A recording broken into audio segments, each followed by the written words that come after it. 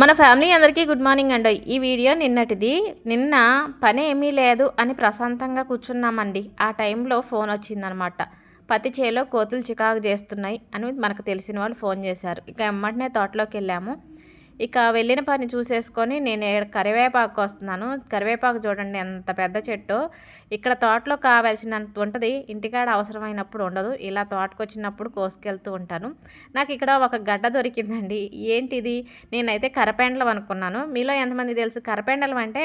శామదుంప కంద ఎలా ఉంటుందో అలా ఉంటుంది. అవి భూమిలో దొరుకుతాయి. ఇవి పైన తీగలకే కాస్తాయి.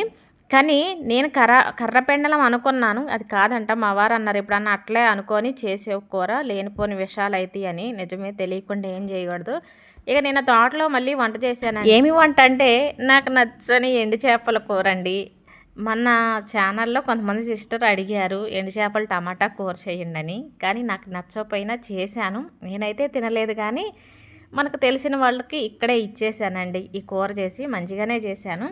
మరి ఈ కూర ఎలా చేశాను ఏంటి అన్నది, అలాగే ఎవరికి ఇచ్చాను అన్నది లాంగ్ వీడియో చేశాను. ఈ వీడియో కింద లింక్ పెడతాను, చూడండి. నచ్చితేనే లైక్ కొట్టండి అబ్బా.